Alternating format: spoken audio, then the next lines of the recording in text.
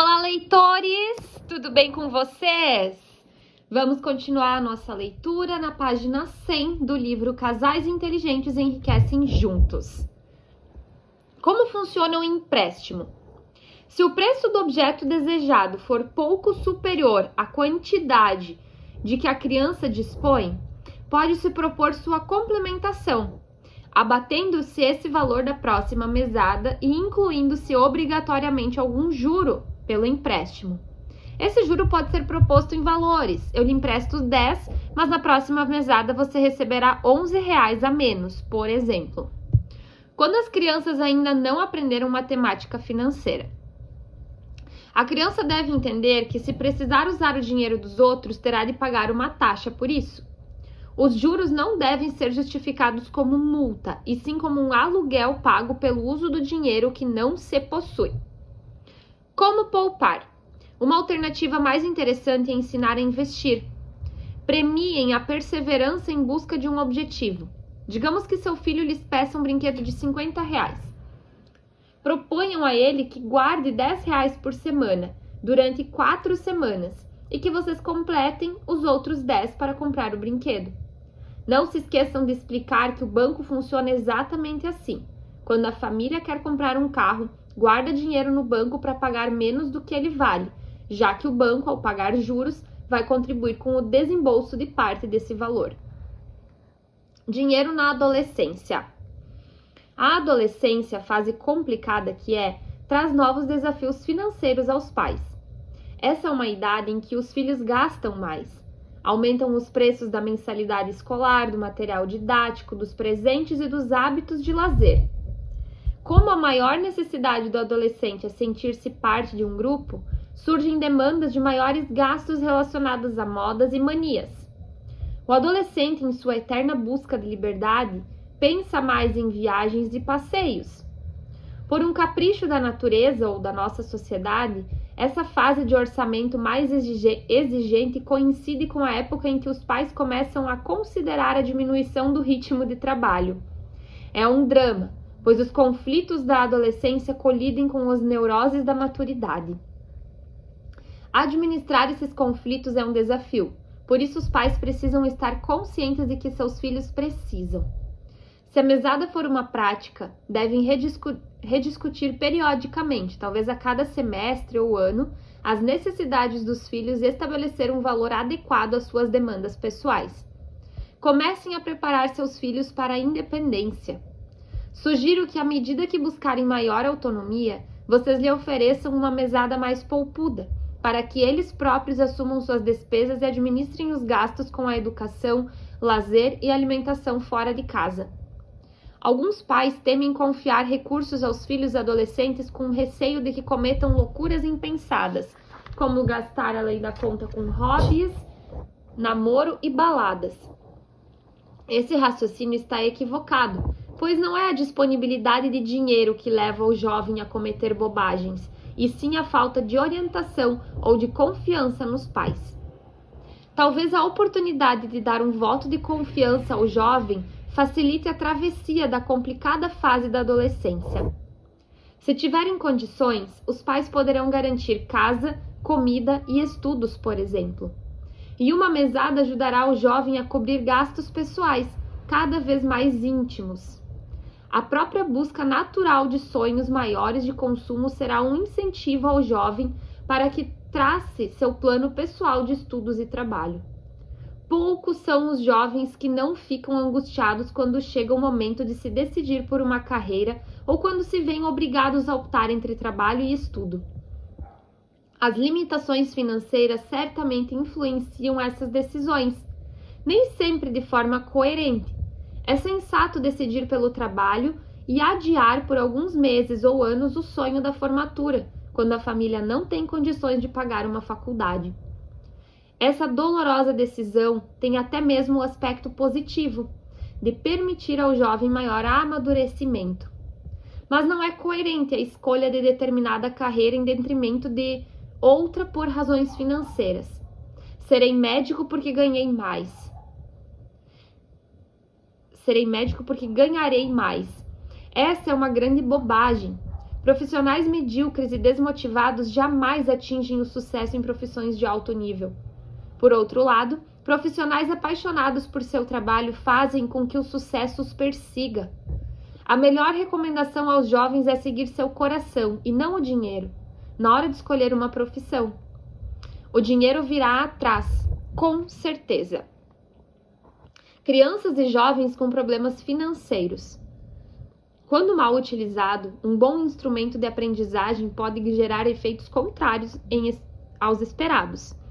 A mesada, além de custear a independência dos filhos, deve servir como experiência para que aprendam a se disciplinar com relação ao dinheiro. Por isso, sugeri que, após uma conversa para identificar os planos de gastos semanais dos filhos, haja uma negociação e se proponha um valor para essa mesada um pouco inferior ao que seria considerado ideal pelos filhos. A vida é feita de escolhas e vocês devem dar a eles a oportunidade de começar a fazer escolhas de consumo em razão de restrições no orçamento. Uma das lições propostas foi a do empréstimo. Quando o dinheiro da mesada for insuficiente, será um bom ensinamento emprestar dinheiro em troca de juros.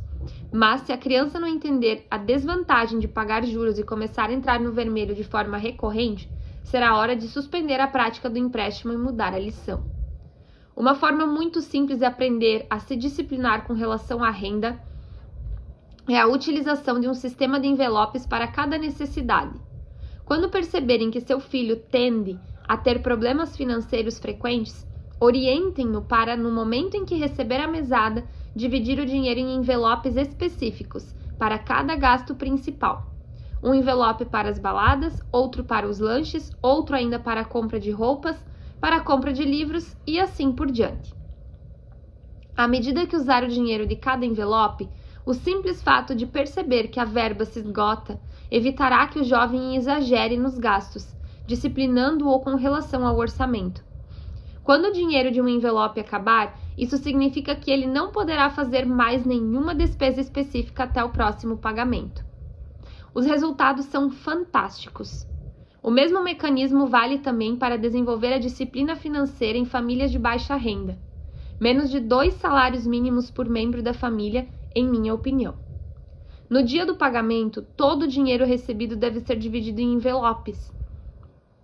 Na medida do possível, um dos envelopes deve ser dedicado ao fundo de reserva para formar uma poupança para o futuro. Parte 3. Um futuro a 2 mais rico. Capítulo 6. Cuidando dos imprevistos. O planejamento visa a um futuro mais tranquilo, mas certamente alguns leitores se perguntarão: como pensar no futuro se no presente estamos com as contas no vermelho? Não quero criar a ilusão de que um bom planejamento financeiro eliminará os problemas da sua vida. Imprevistos acontecem. Pode surgir alguma doença grave na família, um acidente que invalide alguém para o trabalho, ou a quebra de contratos do governo em relação à aposentadoria, entre outras coisas. Fiquem à vontade para interromper a leitura e bater na madeira 3 vezes. Inclusive. Independentemente do tipo de imprevisto que surgir, estará melhor a família que tiver reservas financeiras. O problema pode exigir a utilização dessas reservas. Em alguns casos, isso fará com que o sonho da independência financeira seja adiado por muitos anos. Mas será uma tranquilidade em meio à tempestade, pois a preocupação da família ficará centrada no problema e não na falta de dinheiro para custeá-lo. Cuidado com suas escolhas quando houver necessidade de usar os fundos de reserva. Jamais entrem em dívida se tiverem recursos poupados. Os juros das dívidas com certeza serão maiores que os juros que vocês deixarão de ganhar ao sacar os investimentos. O mais sensato é usar a poupança e já pensar na maneira de recompô-la nos seguintes meses. Melhor, façam um empréstimo a si mesmo. Vejam como funciona. Digamos que vocês precisem urgentemente de recursos no valor de 10 mil e que esses recursos estejam aplicados a um fundo de investimento que renda, após descontar o imposto de renda, 1% ao mês. Se vocês tomassem esse dinheiro emprestado do banco, empréstimo pessoal, por 2 anos, os juros de 3% ao mês pagariam 24 parcelas de 590,50, totalizando 14.172. Se deixassem os 10 mil aplicados, ganhariam no período 2.697, totalizando 12.697. O melhor a fazer, então, é sacar os 10 mil da aplicação e pagar para vocês mesmos o valor das prestações que pagariam ao banco.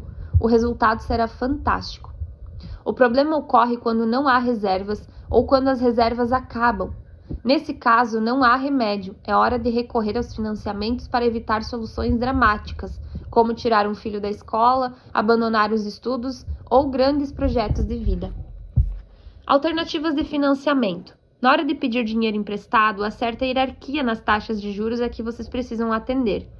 Muitas das alternativas disponíveis devem ser completamente descartadas, pois existem outras melhores. Vejam a escala de possíveis formas de financiamento para pessoas físicas, das mais caras às mais baratas no mercado. Agiota. Nunca recorram a agiotas para saldar outras dívidas, pois além de pagar os juros mais altos do mercado, há o risco de, numa eventual dificuldade de pagamento do empréstimo, submeter-se às práticas criminosas de cobrança, como ameaças e tomada aleatória de bens.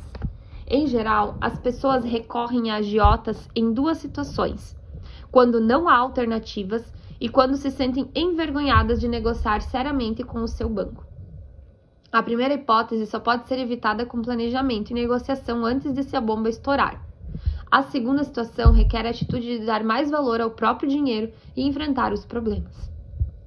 Financeiras. São as vilãs legais do mercado financeiro. As taxas praticadas são as mais altas dentre as alternativas de empréstimo, superando as dos cartões de crédito e do cheque especial da maioria das instituições. Não há má-fé nesse nível de taxa de juros, pois as financeiras servem para socorrer pessoas que não têm crédito ou já esgotaram seus limites de crédito. Como esse tipo de público oferece grande risco da inadimplência, as taxas cobradas devem ser maiores para cobrir tal risco. O lado ruim desse segmento é que a agressividade comercial que explora a ingenuidade e a falta de informação dos seus clientes. Os empréstimos são vendidos como dinheiro fácil, sem a apresentação clara dos juros cobrados. Num país como o Brasil, cujo nível de instrução média é muito baixo, trata-se da verdadeira exploração da ignorância. Muitas das pessoas que hoje utilizam os serviços das financeiras poderiam obter empréstimos a juros mais baixos em seu banco, mas desconhecem esse fato. Sucumbem aos apelos de marketing das financeiras porque são literalmente fisgadas nas calçadas ou na porta do local de trabalho. Fujam delas. Cartões de crédito. A regra número 1 do uso de cartões de crédito é jamais pagar um valor parcial da fatura. Os elevados juros tornam proibitivo o seu uso como forma de financiamento. Cartões de crédito são instrumentos de organização financeira e a grande vantagem do seu uso está na concentração do pagamento das contas logo após o dia do recebimento do salário. Se vocês não têm dinheiro para pagar a fatura do cartão, na pior das hipóteses, liguem para o gerente do banco solicitando um empréstimo pessoal. Custará muito menos. Cheque especial. Cuidado com a tentação que seu banco lhe oferece com esse produto. Somos bajulados com cartinhas assinadas pelo diretor do banco que nos saúda como clientes especiais e assim por diante. Por se tratar de um crédito oferecido a clientes disciplentes que não cuidam bem do seu dinheiro, os juros embutidos são elevados. É um tipo de recurso que não se traz ganhos ao banco enquanto não for usado. Quando o usamos, acabamos pagando pelo tempo durante o qual outros clientes deixam de usá-lo. Todo cliente que tem acesso ao cheque especial é, de certa forma, também especial, pois mantém bom relacionamento com o banco, o que justifica esse crédito. Pela mesma razão, não haverá problemas em obter um empréstimo pessoal, que sempre custará bem menos que o cheque especial. Crédito direto ao consumidor. O CDC é o tipo de financiamento praticado pelas instituições financeiras através de grandes redes varejistas, como lojas de utilidades e de eletrodomésticos. Vocês já devem estar conscientes de que sou radicalmente contra a compra-prestação, pois os financiamentos só empobrecem as famílias. Quando a compra de um eletrodoméstico, porém, for necessária, a geladeira pifou e as alternativas de crédito mais baratas estiverem esgotadas, será melhor negócio entrar em um financiamento do que pagar um cartão de crédito e depois ter de enrolar a dívida com juros bem maiores. Empréstimo pessoal. Disponível a todos aqueles que têm conta corrente em banco. Normalmente é necessário preencher uma ficha de avaliação para verificar a linha de crédito, que é o limite de recurso que o correntista pode tomar emprestado. Os juros praticados não são baixos, mas são bem menores do que o do cheque especial. É uma grande ingenuidade utilizar a linha de crédito do cheque especial quando se pode ter acesso a um empréstimo pessoal pagando cerca da metade dos juros. As pessoas seguem esse caminho incoerente por duas razões. É preciso pegar o telefone para fazer um empréstimo pessoal. Com cheque especial não é necessário fazer nada. E há certa sensação de intimidação ao ligar para o gerente e dizer que faltará dinheiro na conta. Que vergonha confessar ao meu gerente que eu não soube cuidar do meu dinheiro. Essa é outra grande bobagem, pois a primeira coisa que o gerente do banco vê em seu computador pela manhã é a lista de clientes que começaram o dia no vermelho. Empréstimo cooperativo.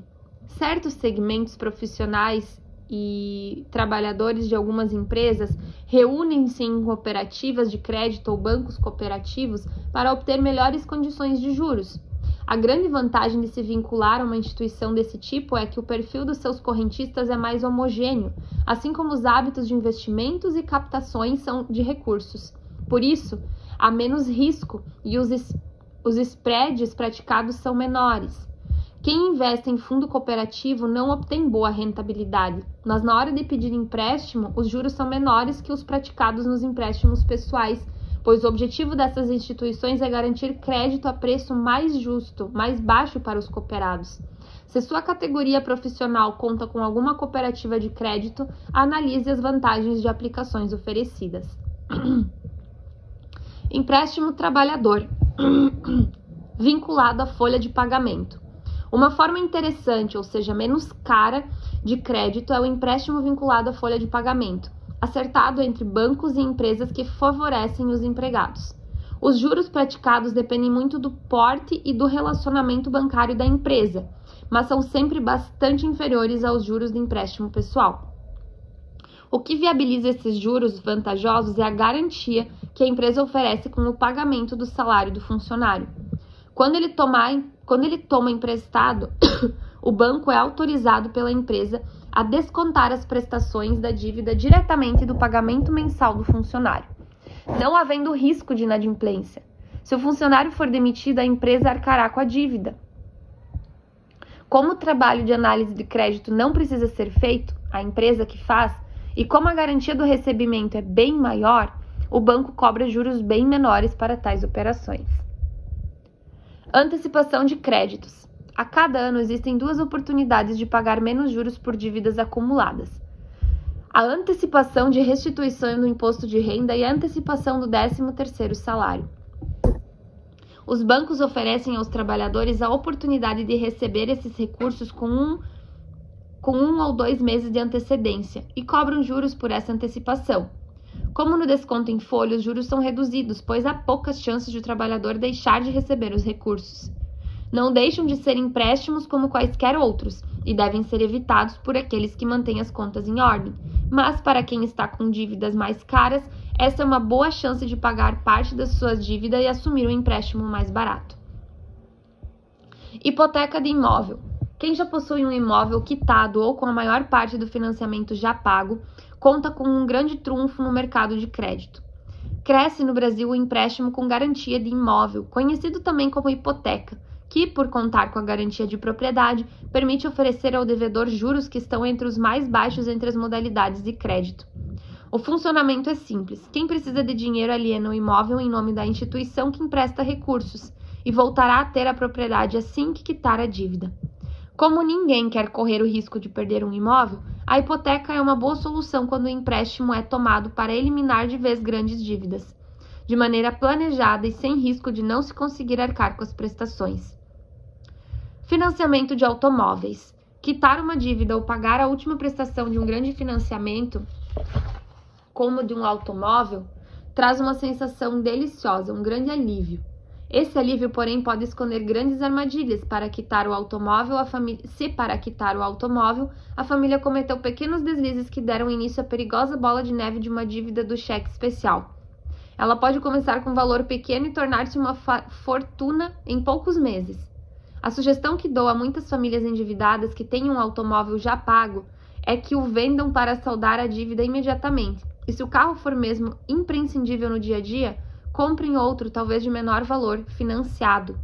A estratégia dessa recomendação é pagar juros bem mais baixos, pois o financiamento do automóvel apresenta uma das menores taxas de juros do mercado. Por quê? Simples, o automóvel pertence à financiadora enquanto o cliente não quita as prestações, não tem risco de perder o valor financiado. Após um mês de férias muito especiais e sem nenhuma preocupação na cabeça, Mônica e Cláudia espantaram-se com a conta do cartão de crédito. Totalizava cerca de 3 mil, praticamente o mesmo valor que tinham em um fundo de reserva. Ufa! Sentiram-se aliviados em retomar o ritmo do trabalho sem dívidas. Mas surgiram imprevistos. Fragilizado pela alimentação diferente das férias, Cláudio caiu na cama por alguns dias. Ele tinha plano de saúde, mas alguns exames e medicamentos não estavam cobertos. Para piorar, dias depois o casal recebeu pelo correio 4 multas por excesso de velocidade, cometidas no período das férias. Tamanho do rombo com os 2 imprevistos, 4 mil reais. O casal possuía bom crédito, o que garantiu um empréstimo pessoal a juros de 4% ao mês. O gerente do banco apresentou a proposta de empréstimo, sugerindo pagar os 4 mil em 20 parcelas de 294,33. Não parecia muito, mas Mônica sugeriu um caminho melhor: vender seu automóvel, um sedã com 3 anos de uso, que valia 20 mil, e comprar outro no preço um pouco inferior, 19 mil. Foi o que fizeram. Usaram o dinheiro recebido da venda da seguinte forma: pagamento de contas imprevistas, 4 mil. Entrada do novo automóvel, 15 mil. Documentos e licenças, R$1.000, total 20 mil. Os outros 4 mil do preço do automóvel foram financiados em 20 vezes, a juros de 1,12 ao mês, resultando em 20 parcelas de 224,34. Comparem com o valor das parcelas do empréstimo oferecido pelo banco e percebam a grande sacada. Além de economizar R$70 por mês em juros, Cláudio e Mônica saíram de carro novo. Financiamento imobiliário. Cada vírgula do que afirmo com relação aos financiamentos de automóvel vale para a casa própria. Estão com as dívidas até o último fio do cabelo e o valor do carro não paga nem metade das suas dívidas? Que tal vender a casa? Esta última pergunta pode parecer um sacrilégio em nossa cultura, na qual o sonho da classe média é justamente a casa própria. Mas leiam a história a seguir e tirem suas conclusões. Paulo e Érica começaram a vida a dois como muitos casais sonham: uma bela festa de casamento, apartamento mobiliado e quitado com a ajuda dos pais e padrinhos, lua de mel em uma paradisíaca praia do Nordeste e nenhuma dívida significativa. Mas o destino pregou uma peça nos dois. Após 6 anos prestando serviços para uma empresa que lhe proporcionava boa renda, bonificações significativas e crescimento na carreira, a organização fechou as portas e Paulo ficou sem emprego. Não parecia um grande drama, afinal, ele mostrara competência em sua função. Por ser prestador de serviços, não tinha indenização a receber. Mas, como aguardava dinheiro todo mês, tinham poupança suficiente para manter o lar durante pelo menos 6 meses. Mas o tempo passou e as oportunidades não apareceram. As contas não eram altas, mas consumiam rapidamente a poupança. A renda de Érica não ajudava muito, pois ainda estava na faculdade e recebia uma bolsa estágio que mal cobria os gastos com os livros do curso. 8 meses depois, nada de emprego para o Paulo. Não havia mais poupança e as dívidas do cheque especial já somavam 5 mil, crescendo a juros de 8% ao mês. Foi preciso tomar uma decisão rápida. Ou Érica trancava a matrícula ou eles teriam de se desfazer de algo de valor. A decisão foi sensata: vender o apartamento. A tão sonhada casa própria estava por escapar entre os dedos. Dos 120 mil que receberam, usaram 10 mil para quitar imediatamente as dívidas e pagar a mudança para um apartamento menor, alugado por R$600 por mês. Os 110 mil restantes foram aplicados em um fundo multimercado que rendia, sem descontar a inflação, cerca de 0,9 ao mês, R$990. Quando Paulo finalmente conseguiu emprego, 11 meses após a saída da empresa anterior, a poupança estava reduzida a cerca de R$100 mil. 1 ano depois, as contas estavam em dia. O plano de guardar dinheiro mensalmente fora retomado e a poupança acumulada somava R$128 mil. Se não vendessem o apartamento, provavelmente teriam recorrido a financeiras, cartões de crédito ou até mesmo a empréstimos pessoais, mas encontrariam dificuldades para pagar essas dívidas por muitos meses, talvez anos. Mesmo com recursos suficientes para comprar um imóvel novo, resolveram continuar no apartamento alugado. Afinal, se o dinheiro do fundo do multimercado rendia praticamente R$1.000 por mês, por que abrir mão disso em troca de um aluguel de R$600? Empréstimo familiar. É o nome técnico dos famosos empréstimos de pai para filho, que nem sempre ocorrem entre pais e filhos. Podem ser feitos entre amigos ou parentes.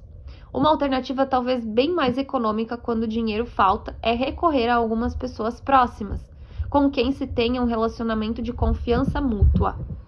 Os ditos populares recomendam distância entre famílias e negócios. Assim, essa é uma alternativa disponível a poucos. Quando mal discutido, o empréstimo familiar pode tornar-se uma bomba relógio prestes a detonar conflitos entre o casal e seus parentes.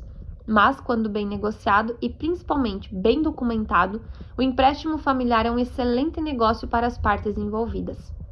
Um parente ou amigo próximo pode criar vantagem tanto para si próprio quanto para aquele que precisa de dinheiro se tiverem alguma poupança disponível para emprestar. Se forem praticados juros de mercado, isso é, se a taxa negociada para o empréstimo for a mesma do CDI, se criará uma situação em que os juros pagos serão mais baixos que a maioria das alternativas de mercado, ou mesmo ao mesmo tempo que, para quem recebe, esses juros serão superiores à maioria das alternativas de investimento disponíveis. Lembrem-se de que, se receberem um empréstimo, deve partir de vocês a proposta de documentar a operação com um contrato, mesmo que bem simples. Essa atitude será tão gentil quanto a oferta de dinheiro feita pelo seu conhecido. Outra atitude que ajudará a preservar o bom relacionamento é manter contato frequente, lembrando que vocês estão tomando os devidos cuidados para pagar o empréstimo conforme prometeram.